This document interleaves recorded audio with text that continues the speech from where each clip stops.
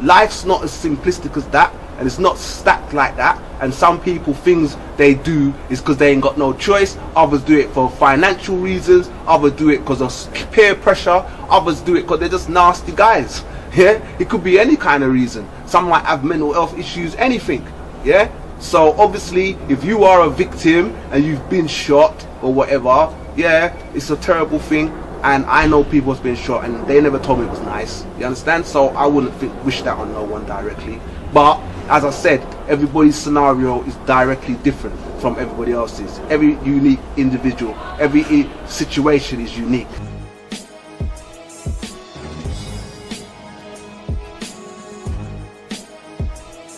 So have you yourself ever been shot or stabbed? I've been shot at and stabbed, and basically none of them are nice experiences.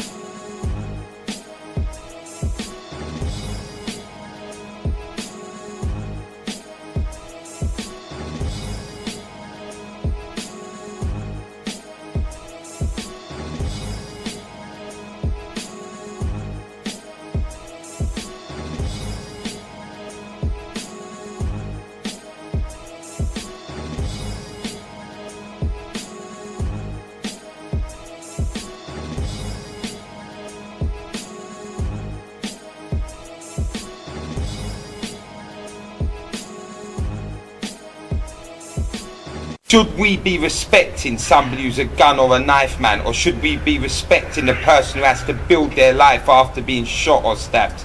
Someone who's got to walk around with a bag on their chest, or 16 stitches across their leg and can't walk or breathe, or they've got something wrong with their kidney or their liver because of a gunshot wound. Should we respect that person who's had to rebuild their life, or the man who's running around putting bullets in them? Trip down memory lane will never give you back all the years you sat in that cage, but it will have you wondering why, with all the cameras out on road, any young youth would try it when you couldn't escape the feds or the cage, when there weren't any cameras anywhere.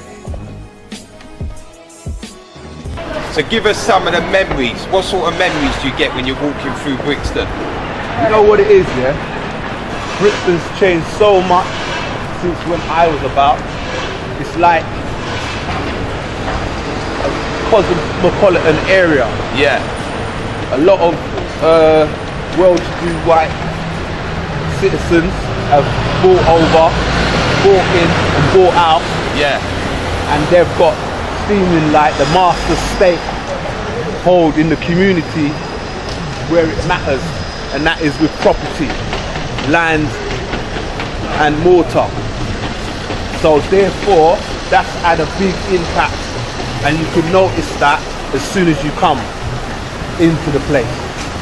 There's certain enclaves in Brixton now where if you go in there you won't see a black face, because it's only there catering for middle and upper class Caucasians and their own whims, and it's nothing to do with the community who's been here all the time. And those people are pushed out slowly because they don't own anything. They don't own nothing.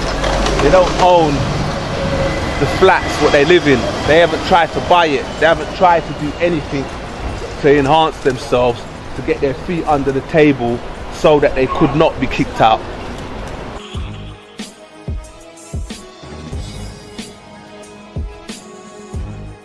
Around there, the only thing what's changed is for the worse, nothing for the better.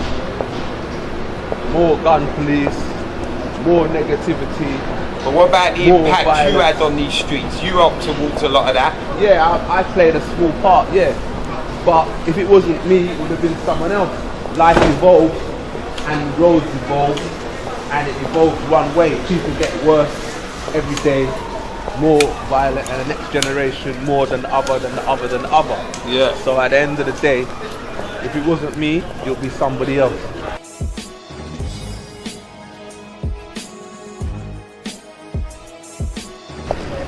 you're blind to certain things, so you won't know. And that's how you get caught up in the trap. And that's how you end up holding 25 years. When you could have been sitting back with your family, making money and living your life and making people happy.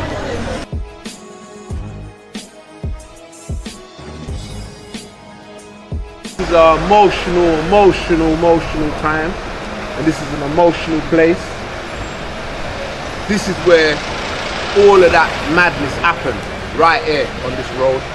And standing here now after all these years, it's emotional. And all I can say is, please don't make it be you, because you might not end up in a situation where you're free and alive and in a position to write a book, to help people or do anything positive. Do you understand? You might not be so lucky, very unlikely. And as far as from here on, I'm not a saint or some angel. I'm just a guy who's trying to do good by himself and people what love him and people what I love. So all round, I'm trying to do good and survive out here.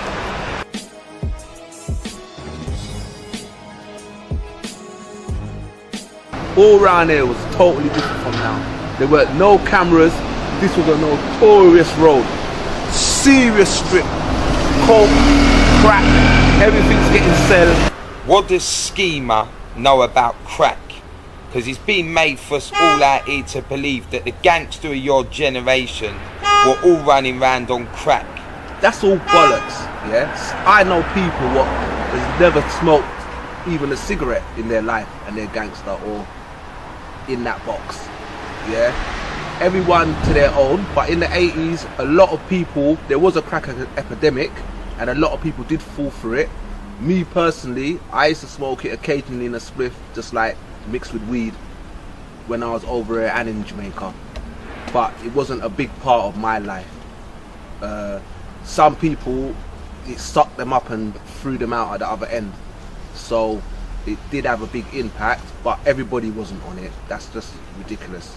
Bare live wire, people doing street robberies, one bag of mayhem along with strip here. Jakes is everywhere, yeah?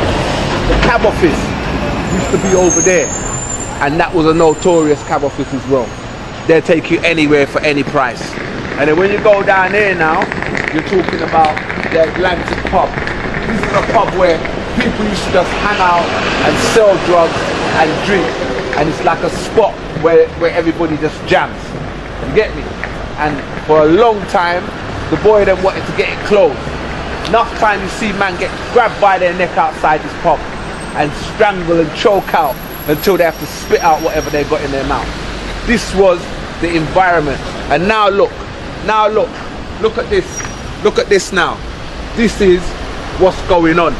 They're selling everything for how much, taking pretty pictures, cleaning up the place and putting millions beside the fucking place where obviously no underprivileged black person can't afford to have it. So they're pricing you out of your own shit, yeah? This is what's going on. And you're talking about postcodes and all this nonsense what ain't got no relevance to nothing. Because you kill a man through a postcode, that ain't gonna help you. This was the pub.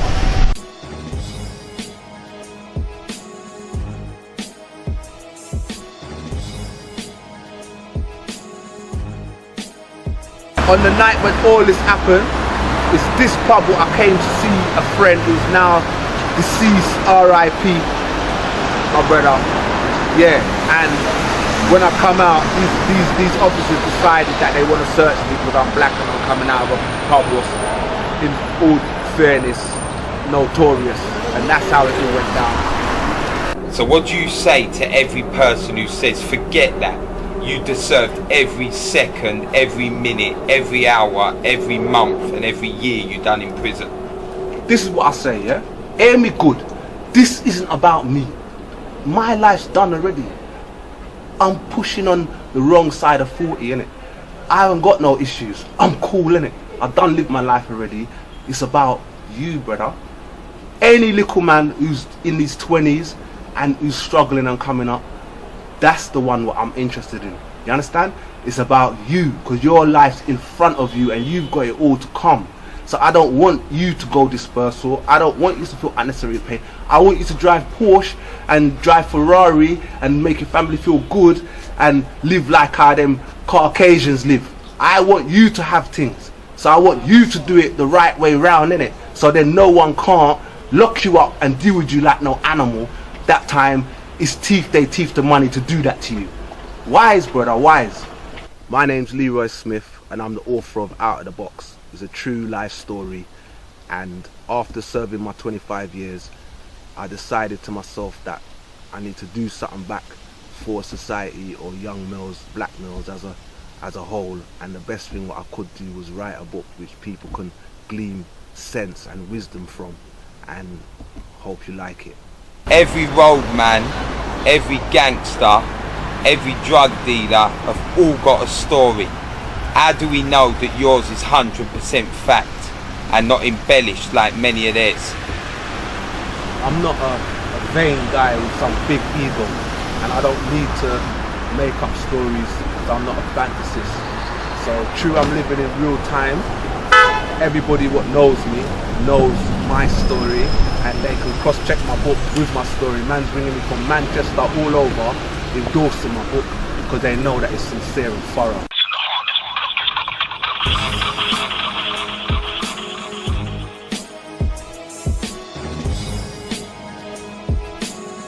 So can we really believe that Leroy Smith, aka Skeema, is out here to help the youths, or is he just out here to sell his book? Because right now so many name-known roadmen come out of doing big terms in jail. They tell us that they're here for the youths and to help the community, and yet the people that live in their community know all they're trying to do is continuously get paid off of the community that they're supposed to be helping. I agree with that, and I've seen examples of that, and it's disgusting. But all I can say for sure is this: I am not down with none of that. Yeah, I put my thing together for my own self. I've done my own hard work, written my own book. So whatever I get from it is mine. That's just like the law of the land. Yeah, I'm no different from the next man. But what I will say to you is, time will tell, and I will put my money where my mouth is, and I will actively do things what better people are close to my heart, yeah, and that's underprivileged people as a rule and as a whole, and I can't say no more than that. Well, there's no beating around the bush. At the end of the day, when you was out here on the roads, you was a menace. Your name was well known and there was a lot of people shook of you. So how do we know you're a changed man? I got nothing to lie, brother. I ain't got no reason to lie. I ain't got no reason to sell you a dream or tell you anything what's not true. And just for that ring of truth, you should open your ears and try to listen, because if not, you're gonna find out the hard way, and it's as simple as that.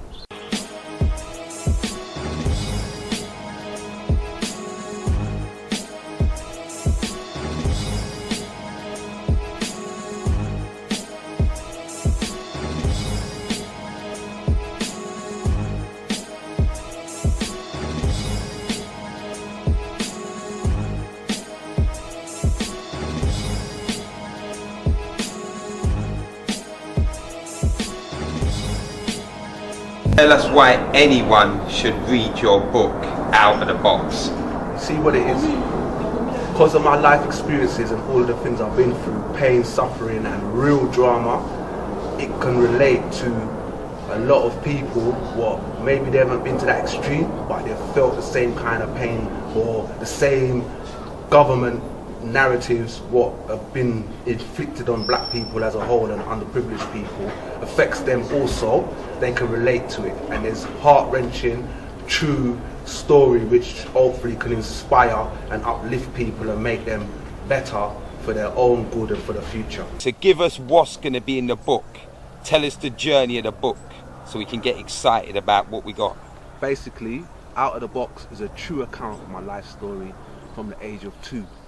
And what I've done, I've kept a line in the middle and just kept it moving flawlessly throughout time, right to the end, adding in all the parts what's relevant to a young person and what can enhance and help him. So what I've done, I've spoke about my own life, I spoke about prison, I spoke about deen and religion, politics, everything, all in the right chronological order of my life. And I've also shown you ways to stop yourself from getting a life sentence for no reason when caught up in the net, which you will get caught up in if you don't listen. And I've also shown you ways to enhance yourself without getting caught up in the net or going down that road. So in other words, I've gave you lots of different choices and lots of different ways of understanding and navigating, and left you, the reader, to choose. Let's talk about what you know and he's done. The roads, guns, drugs, money. Now let's talk about what he's done and you don't want to know. 67 years concurrent, sentenced to a cage. No more roads, guns, drugs, money. And no more freedom for another roadman who walked around with his favourite gun. Some people are playing games, and some have really played the game. Them ones are sitting in a cage or laying in a grave. You really need to start thinking out of the box. The Artist TV, in association with Block 5 Entertainment, out here for some hard work entertainment. Before there was the Untouchables, a 28s, a PDC and an Old Tray, there was Skeema running around these blocks with his favourite gun. If you don't know the face, know the name or know the story, that's because when he was sentenced, he was given 67 years concurrent by the judge. But he's back now, and he's got a message for all them young gun and knife men that never heard when Metropolitan Police said that they've got the biggest gang. What does 25 years in a cage do to you mentally? Right, it was 20 years I did exactly out of 25, and it's a soul destroying scenario and experience, and I wouldn't even wish it on my enemy. If my enemy was in front of me and they said, can he go to prison for 25 years, I would say no. It's that bad. Death would be better than that place for 25 years or for 20 years. It's a soul destroying place, and it will just kill you slowly. Every day it will just kill you. No sex, no freedom, no liberty, all your integrity, everything gone. Some little fools, excuse my words, can just have you up, bang the door in your face, press the bell, more screws come and bend you up. Bare violation from morning, noon and night. And at the end of the day, it just keeps going on and on. New people come in, everyone's fighting each other, stabbing each other, submitting to other people's will. It's a messy situation. What we want to know is, why was you sitting in that jail? What was you sentenced with? I got sentenced to 25 years, 67 in total, meaning 25, 18, 14, 5 and 2, but they run it concurrent, so the highest number stands, which is 25 years. So out of 25, I did 17 years, 3 months, and yeah, that's So it. what was the reason they put you in jail?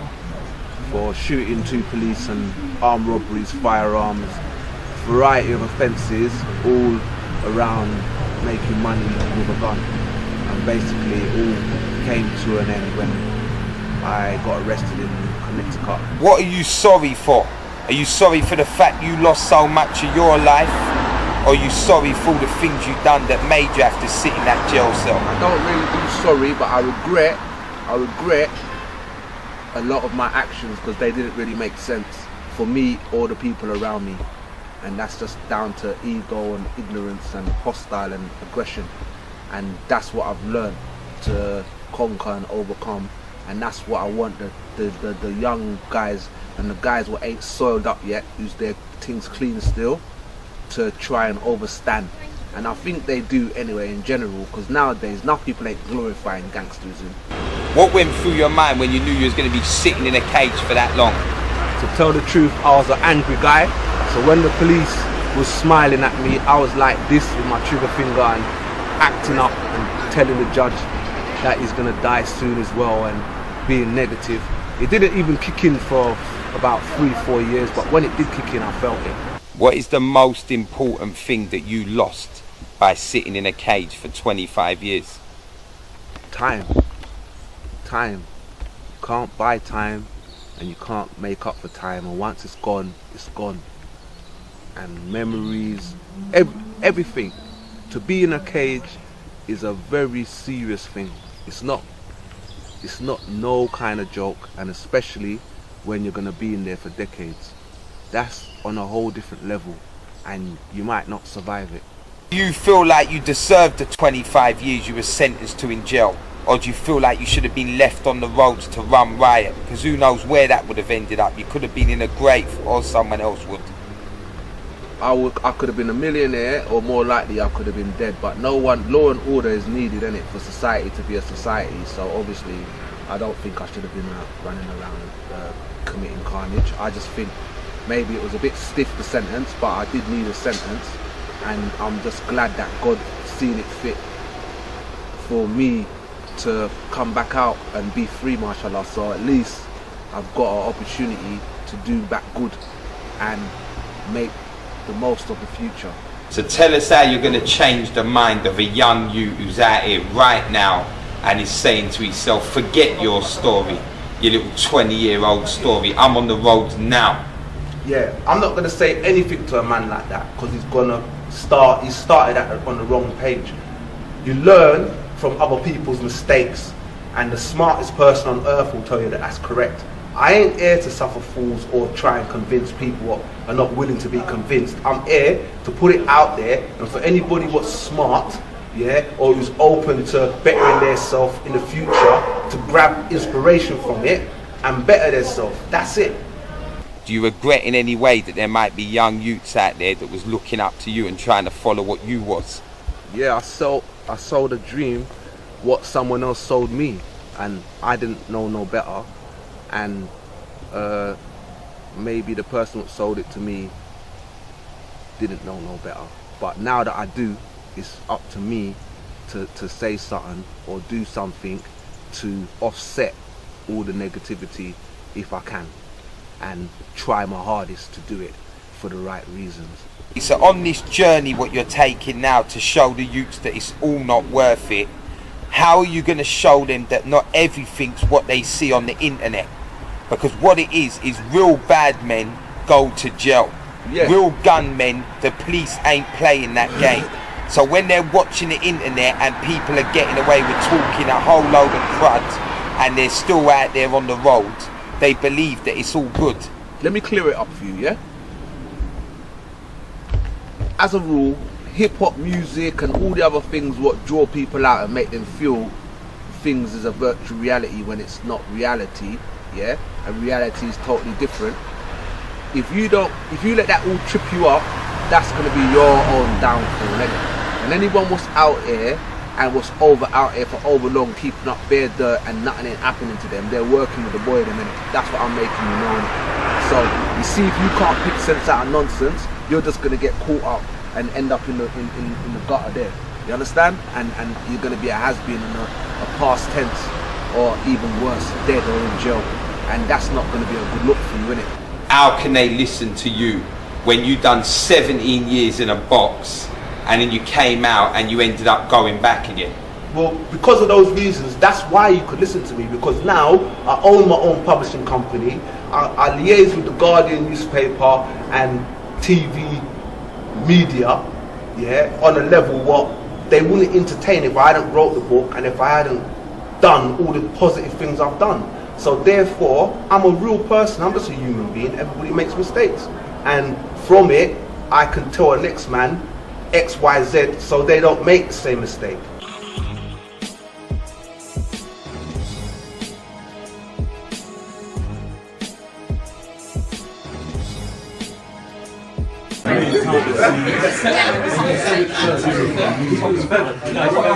Tell us before you trust me to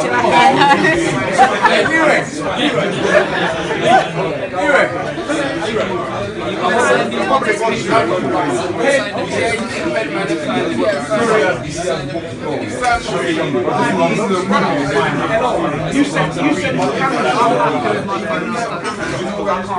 mum's got it on the floor. That's not fine. That's what my mum said. It's one of those for the years, right? And then I've got an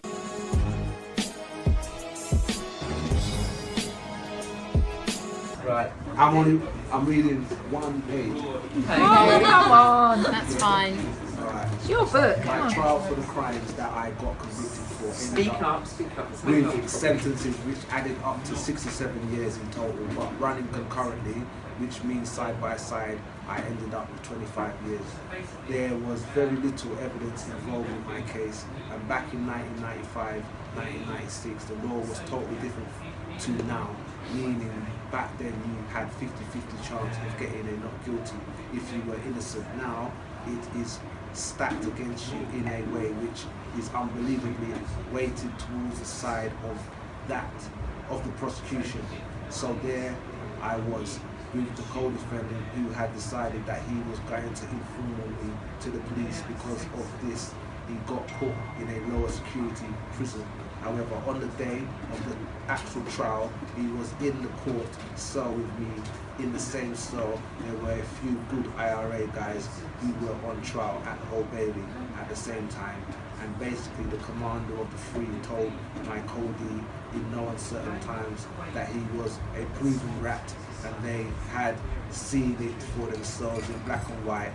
And he then rang the alarm bell, and the officers took him out of the cell. The way they managed to get the trial together against me and secure the conviction was by saying that same gun was used in all 5 offences that I was charged with, and if it was the same gun, it must be the same gunman. But this was total nonsense, because all the crimes were in different places, in different times. They had different descriptions of different people who had supposedly committed them. So if I had had 5 individual trials for 5 offences, I am positive I would have been found not guilty, but they decided to put all 5 offences together. The attempted murder of the 2 police officers, possession of firearms, which to this day have never been shown to any court, armed robbery of a Jewish, escape from prison custody, another shooting of a person who was in the wrong place at the wrong time. They then said that due to the fact that it was the same gun which they did not even have, they were going to try everything together. I had a QC by the name of Lawrence Gershon. He was competent, but now when I look back at it, I suppose he probably thought in the back of his mind, I rightly so, that I needed to be in prison. Therefore, he tried without trying. What did 20 years sitting in a cage teach you? What was the most important thing you learned in them years? What I learned is that the world runs a certain way. If you go against the grain, you're going to come unstuck. In the Western world, whether you like it or not, because of slavery and all different kinds of other politics, white males are in all of the power play positions in all institutions and all relevant corporations and things what will influence and touch your life, or what you need to make your life comfortable. And for you to get a foot in the door, it has to be under their terms or in a way what is sociably acceptable, or is your hands dead in the long run. You could be a caveman, have a 1 gun and come out at night like you're a vampire or something, but basically in the real world, if you ain't got money in the bank and a credit card and all the other stuff, you ain't gonna fit in. And every little thing that you've got is nothing in the real world, like a Rolex or a gold chain or some rubbish, a rental, is nothing. Real people got houses, they got things. They start with a house and then they move on to a nice car and other stuff. Man in the hood will just buy a nice car and even the car's not even paid for, and they're stunting like they're on top of the world. Yeah, this is the ridiculous behavior what goes on in the hood. It's all upside down, and nothing will make me feel better than to make it stop or see it slow down or see it reverse, because it's a joke. And then the top man them was shot in food, they know the truth, but they're happy for next man's child to go prison for them, but while they stay on road in hotels and fly here and fly there and play like their shit don't stink, yeah. And then the other person, they're just selling them a dream what they're never gonna have.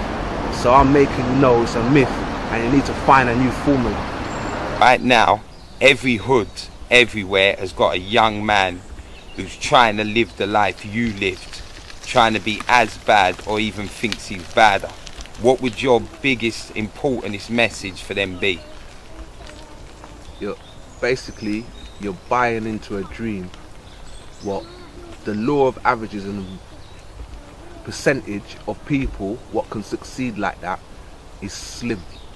So it's not rocket science to say that it's unlikely you're going to make it. And even if you do, unless you're working with Scotland Yard or you're some guy with some other kind of agendas or funny links, you're not going to last more than 5 years. It's impossible, because you're known, police are going to know you too. And if you're known and police know you too, and you're keeping up bare action, you must go to jail. Certain people that want to know how the book started, the life journey. So what made Skeema what he was as a young boy? What was you seeing out here? You know what? It's just a cycle and a sequence of events. Some people, they're born in situations where unfortunately things are more likely to happen to them than other people. So you might have a single parent, or you might witness some bad things when you're young, someone dies or whatever, and then you might not go to school, and before you know it, you're spiraling on a track what just leads to nowhere. So what do you feel in your heart when you see and hear all the things that are going on with young youths now in the streets of London after what you went through as a youth, doing things you was on? See, true, I know every little thing that gets played out here on the streets, yeah, some fat, obnoxious Caucasian what got his money from nasty, disgusting practices is behind it, and the powers what be who really pull the strings are looking and laughing at underprivileged people. My heart goes out to that underprivileged person, because I know it's mostly ignorance why that's happening, and ignorance is bliss, because you don't know nothing, so you just do anything. And you need to look into yourself and uplift yourself and understand who is your enemy, because your little brother down the road could never be your enemy. Do you understand? Could never be your enemy. What do you think turned you to the lifestyle that you became known for? To be honest, all of the people that was older than me, they all had things because they were robbers and because they was out there stealing. So basically, I never used to go to school from about 13, and after that, you're gonna just be watching what's around you, and everybody who's got something is that way inclined. It's gonna lead you to end up that way inclined. And that's what happened with me. So what's your opinion now, after all the time you served in jail, on road money, drug money, blood money? You know what it is, real talk, yeah? Everyone needs money to survive, innit? So I'm not gonna get at no one to try to survive, because we all have to survive. What it is when you're in Rome, do what the Romans do. So you've got to rearrange yourself, look at the rules, look at how things are, and apply yourself to that scenario. If you can just do things the easy way, do it the easy way. And if you could do it with a lesser bird, do it with a lesser bird. Gun, extreme violence, them things are in the no-no box, because that's where you get a life sentence, no two ways about it. They will just shut you down. And for what you're getting, 9 times out of 10, it's not worth it. You can go and get money more easier, just selling weed or from food or from all of the different non-violent ways what can get you what you wanted, and you didn't have to be that guy, because that ain't even the one right now. If you're that guy, you can't go to certain places and come in a room and say, I'm that guy, yeah, I'm about this and I'm about that, because man's just gonna laugh at you. All those intellectual people, sensible people, they're just gonna look at you like you're a clown. You ain't no one, yo. You understand? You ain't got nothing next to your name, nothing to talk about worthwhile. Only thing you could talk about is how much drugs you got or re-up and all out load of alien bollocks talk what ain't got nothing time to do with nothing. And most of the people stunting like they got this and that, they ain't even got nothing. They drive Porsche and live in council house or with their baby mother or some bag of upside down shit.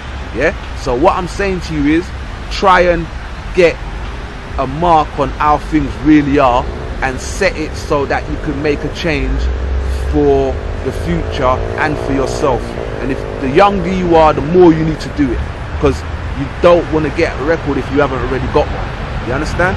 But how can we believe that somebody that's made the money that you've made on road is now going to sit back and wait on a work or a book check? Bro, I'm doing it right now. I'm out here. I ain't even got a penny in my pocket. I'm just dressed doing my promotional video. I left my house, come all the way over here. I didn't even have breakfast. I didn't even stop to get a Costa. I'm just doing what I have to do when I have to do it, and money's not my biggest priority because the money is going to come. I own a publishing company. I wrote a book.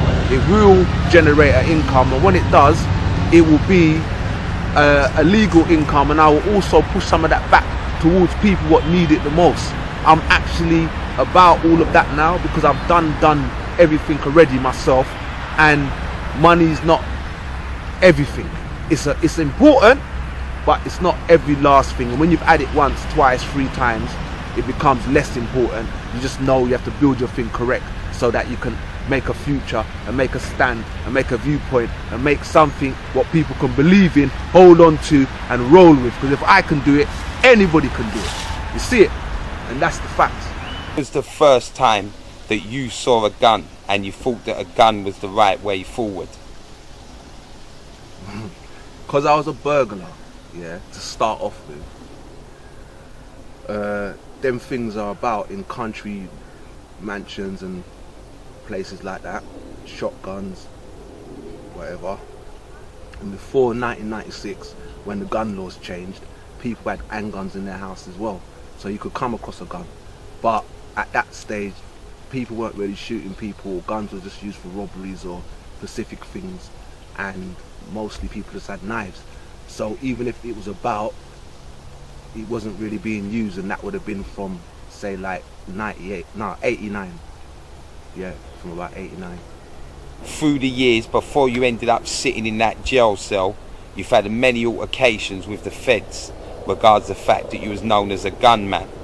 Tell us some of the worst things that happened to you with regards feds and them catching up on you to show the young youths this is what they got to deal with for the rest of their life once they get through that. Alright, my last arrest in 2011 is on video and it's on my website, outoftheboxbook.org. And you look at that video and you see them armed police come out of nowhere, winging off man's face, dying to shoot man.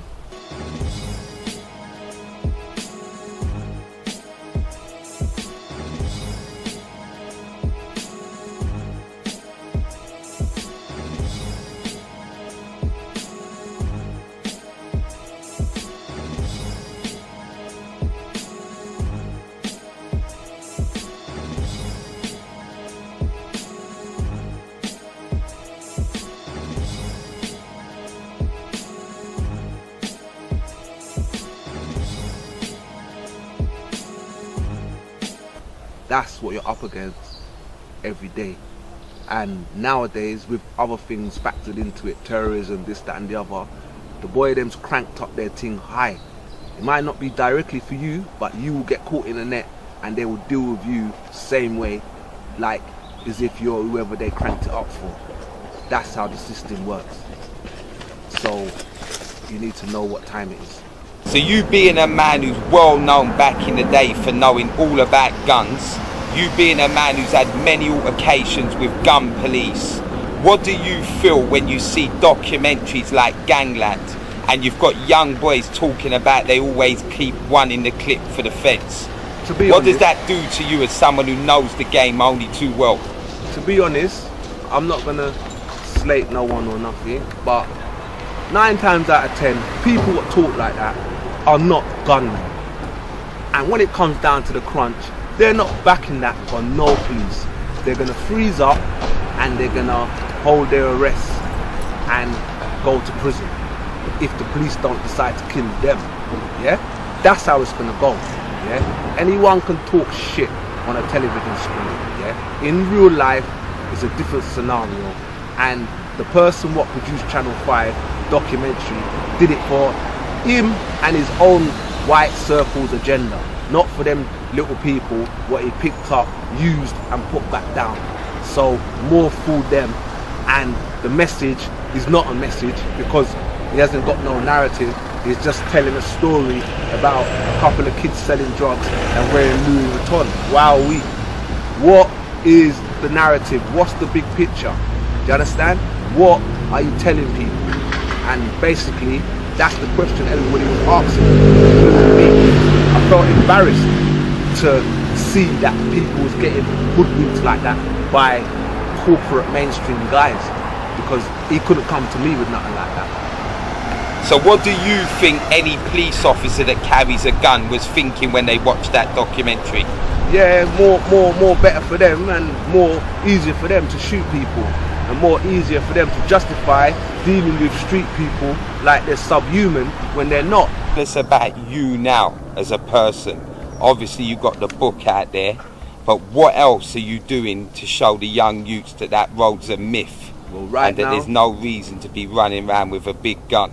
Right now, I just started, but I've got a publishing company, belongs to me, and I'm going to be doing other projects with other people to write books and do other stuff.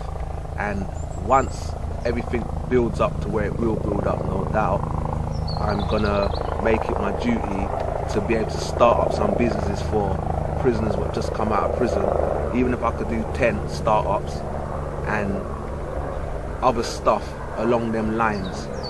Legal aid for people what's doing life what ain't gonna get out who ain't got legal aid no more. Things what really matter. And I will do that because I actually do want to give something to community. I'm not just saying this for a reason to benefit my own self.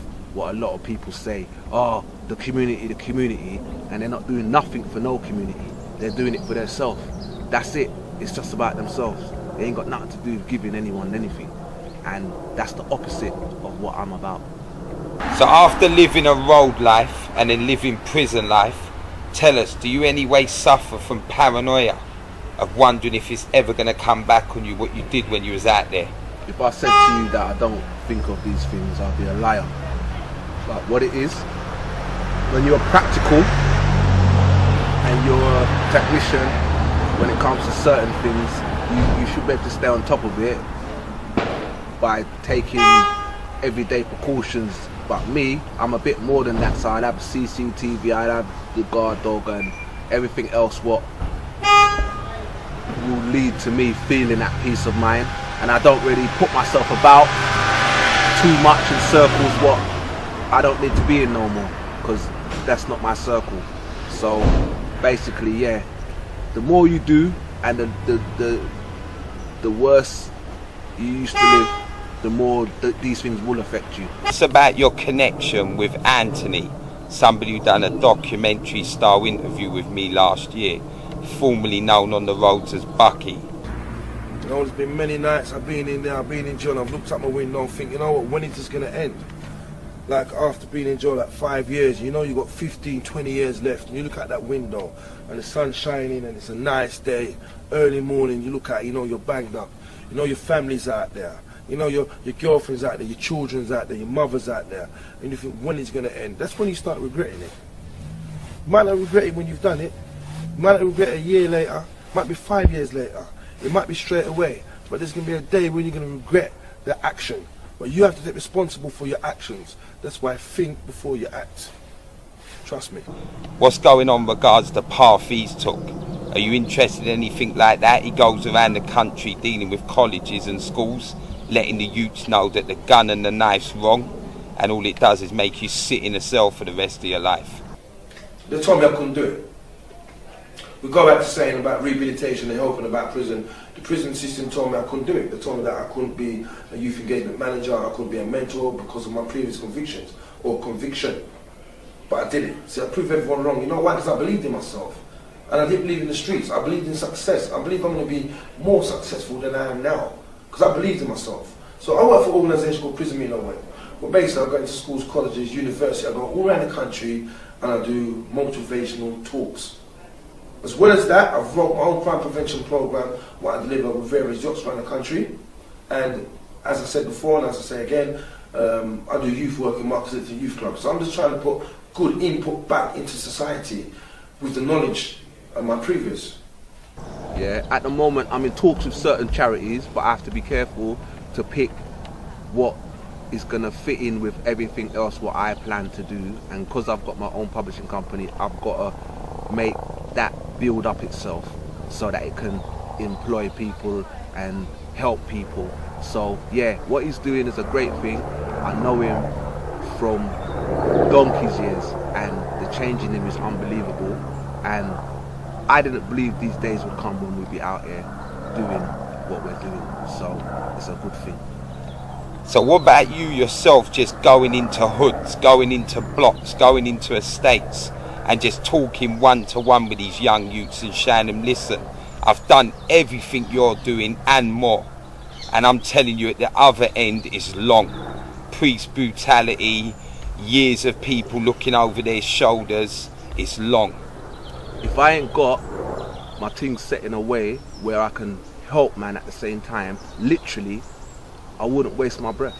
Because at the end of the day, you can't tell someone to put down something what's sustaining them and you ain't got another formula for them. And I respect that, because that's just life, we all have to live. So I'm gonna build up my situation, and when I do start coming to talk to people, it will be on a situation where X, Y, Z, but this is there for you, so you've really got a choice and a chance to jump from one ship to the other. That's my philosophy to the situation. Some of the worst things that you see sitting in prison, people getting bent up, people trying to test you, all of it, to let the young youths know when you're sitting in that cage there ain't nowhere to run. There ain't. I've seen man get hot oil poured over his face, poured on his head, a screw get oil poured over him, and he just squealed out. This squeal was like not even a pig could squeal so loud. Yeah? And that's just raw pain. All his skin's just dripping off of him from the oil. People getting stabbed up. Yeah? Every day, anything can happen at any given time. Words cannot explain that place, and you're not entitled to come out of it alive. If you come out of it alive, that's a bonus, because you can die in there easy. People die in there. People do die in there, and the people who are in there are calculated, so they will eat with you. One guy ate with another guy for 18 months while his co-defendant was in another jail, till his co-defendant came to the jail what he was in, and both of them stabbed the guy up, proceeded to stab the guy up. 18 months he sat on the guy for, eating with the guy. This is the kind of place I'm telling you about. You do not want to go there. You just don't want to go there. And if you go remand for a couple months and you feel like that's made you the man, or you can manage that, you go and get yourself a life sentence or anything more than a 10, and the ball game changes completely, brother. If you go in dispersal, high security prison with a different set of rules and conduct and a different set of man them in there who you are going to take talk from, no matter who you are or where you come from. Yeah? And if you're not on what they're on, you will become on what they're on after they plunge you up a couple times and dash some hot water over your head. Yeah? That's how the place runs. Yeah? And you will submit, or you will not make it out of there alive. That's how it is. And the government ain't gonna help you. You're on your own. What is it like once you hit dispersal in jail? Brother, listen to me. It's a dead man place. From when you touch that circuit and you're not in the right links, in the right circle, under the right banner, you got issues. And if you come there on some gangbang background, there'll be man there what you've been in beef with, who's court cases, who've got people in there before you. So straight away is a whole new arena with a whole new set of rules, and you've got a 35 up your arse. That is not a good combination, brother. Yeah, every day you got to be on top of your job, be ready to be stabbing up people, or someone be stabbing up you, pouring hot oil over you and doing one bag of nastiness to you. Yeah, I know people have had hot oil poured right over their head and their skin fried. Yeah, well, the next time I saw them, I couldn't even look at them, the way their skin was bubbling up. Yeah, and that's real life in real time. Man's pushing up knife right up in your ribs. Yeah, if you're dead, you're dead. And the man what's going to do it will not get another charge because he's done doing 40 years already. This is reality. Yeah, that place is bigger than any man. No man is tougher than them bars. If you think you're tougher than them, you're a fool. Anybody tried to test you while you was in there due to the fact that your name was ringing out here? In there, people watch your conduct. So I've had enemies, I've also had lots and lots of friends. And if you've got both, 9 times out of 10, you'll be alright. But anyone can come unstuck in there. So I've had altercations in there, yeah. But cold water will get thrown on it easier if you're beknown. But if you're not, and you've just come in the system like now, it can go completely wrong for you real fast. So be real with us and give the young youth something to know. Listen, this is you one day if you don't start wising up. Did you ever see anybody whose name was ringing on road who thought there's a bad man who went in jail and they weren't a bad man? Listen, no more? I'm not here to slag no one off, innit? I know right from wrong and I know truth. So I don't really watch face or people. I'm not going to go down the road of slagging down anyone. But I have seen loads of so-called bad men from every ends, yeah, every ends, go to prison and get air out. One guy, double murder, got a 40 or something, big figures. Gunman, come to full Sutton, playing Movado about enemies this and enemies that. 2 weeks later, it's a T-strainer they turned that into. That's in the block with bare stab wounds all through his neck, all about. And that's rearranging his life. That's been moved to another prison now. That took Shada, that turned real humble and find God. Yeah? That's what can reach you. Yeah? So know yourself. Elaborate on the bit in the book where you were saying about somebody who was singing too loud and it upset someone. Yeah, I remember that. And most of the people involved in that scenario are dead, so I could be even more clearer, but there's not even no need. Basically, as I said in the book, a guy doing 5 years used to sing a lot, and some gangsters took offence, Cockneys, and they were the in guys at the time, and one of them was put a contract on the guy over singing too much, and the person what went to go and do it wanted to impress everybody so much that he cut the guy's wrist and his throat and killed him. That's real time, and it did happen. These are the kind of things what can reach you in there, because in there you ain't no one again. So let us get it straight, he was just in his cell singing too loud and somebody didn't like that, so he ended up dead. That's correct. That's the long and short of it, yeah. And that's what these young youths can see if they think they're going to be bad enough to go in there and test someone. Yeah, well, you could be in there and you could be on the winning side for a little while, or you might be a brother or someone who knows everybody, so everything's nice for you. But if you're doing life, eventually you will get unstuck if you're going down that gladiator road, because gladiators and warriors, they get unstuck, they fight to the death, and then they get unstuck. And that's what makes them gladiators and warriors, because when they get stabbed, they jump up and pull the knife out and stab back. Yeah, that's what makes them special. You don't want to get into that arena because it's abnormal. It's not what you need in your life. If you've got one life to live here on earth, yeah, hereafter, everything else, fair enough. But right now, as it stands, you've got this little piece of life to make the most before your family, yourself and God.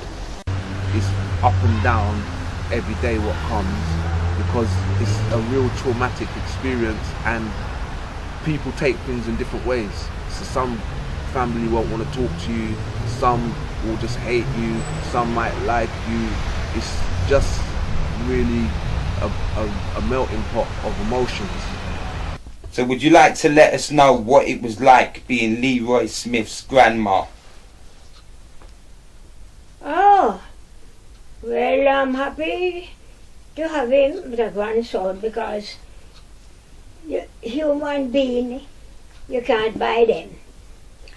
And I lost my daughter, which is his mom, and then it so happened now that she did have this boy, and then I have this boy could help to encourage me and to be strong.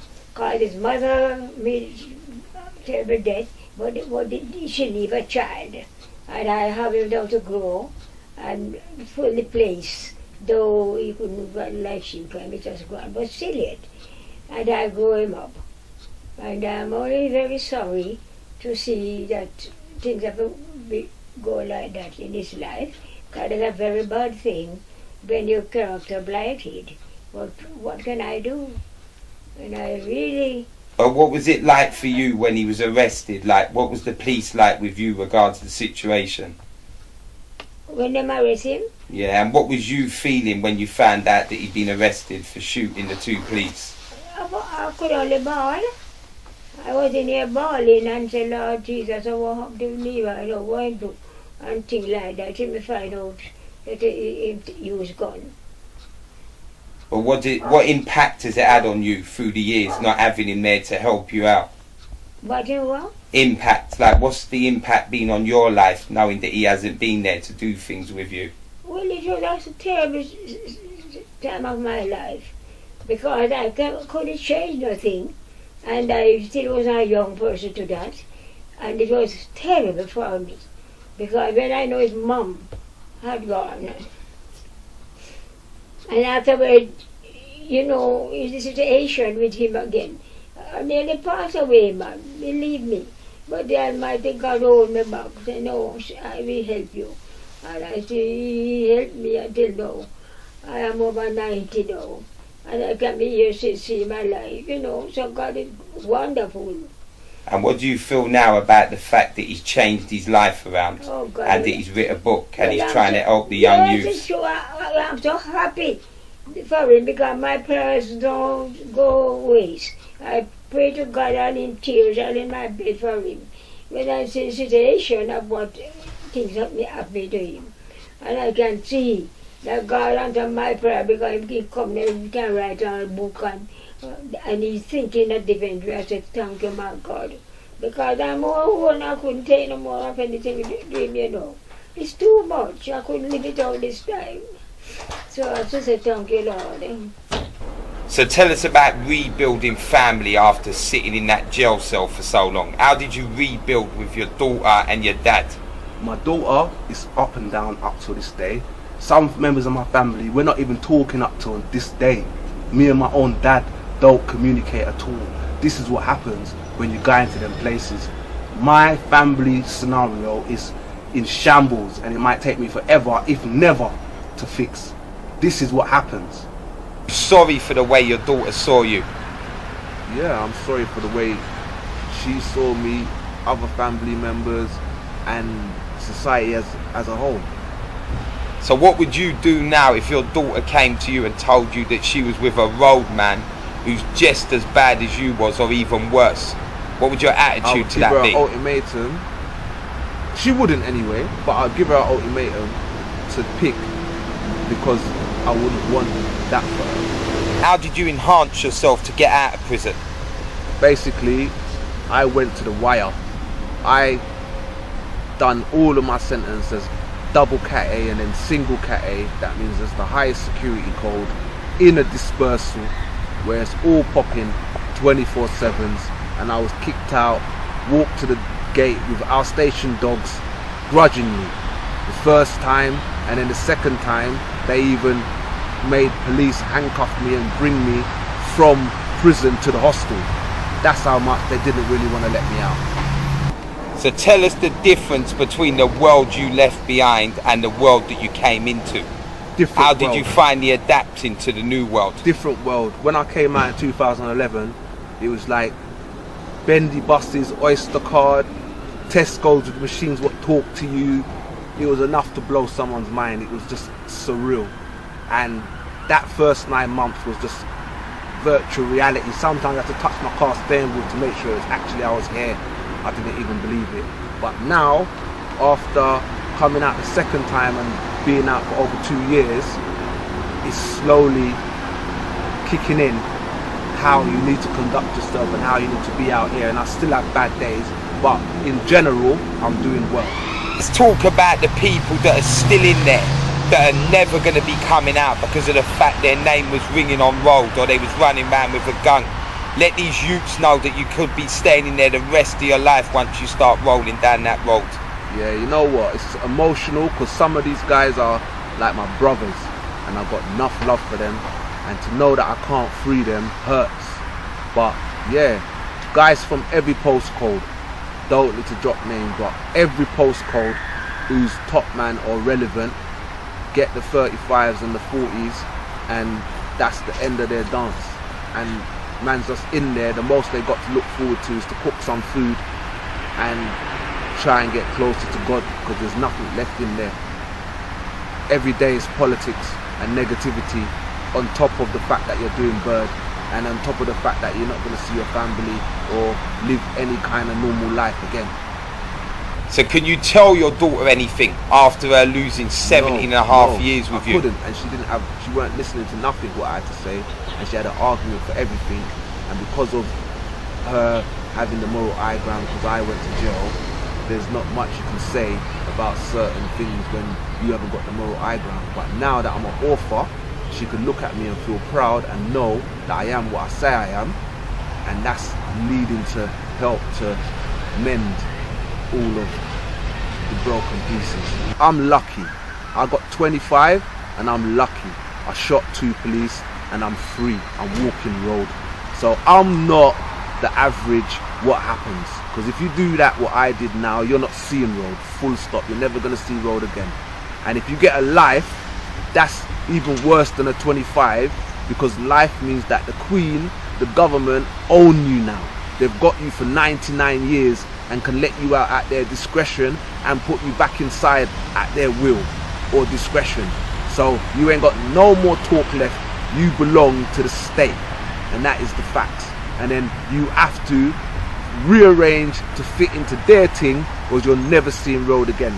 So you're gonna have to kiss ass in some form or fashion. And enough man doing life back in the day used to be referred to in that kind of derogatory way, but now I understand it. You got to bend into their shape if you ever want to go road. Either you do or you don't, and that's the reality. Is harsh realities, very harsh realities, and you can laugh it off, play it off because you're at large at the moment, but when it comes down to it, it's going to be you and that cell, bruv. You and that cell. So I hope that the cell ain't bigger than you, or you're going to have issues, because no one ain't tougher than them bars. Cast iron, they will outlive you and your father and your son and your son's son, yeah, and every other generation to come, until Babylon decides that they don't want to put people in that one no more, and then they build another one and another one. There will always be a cell there for you. That's how their system works. If they don't give you that illusion and that understanding that there's always a soul for you, then their system falls to pieces. So they will make sure there is always a soul there for you. And because you're probably going to be a black person or someone underprivileged, you're going to go in there with no redress, no one to help you, no tight legal team, and they're just going to sink you like it's for fun. So what did your daughter think of you when you was a gunman? To be honest, I wasn't even around there very much, but by what she wrote, not very much, because the little girl has got fantasies of her dad being a good person or a hero or some kind of strong, good man, not a monster.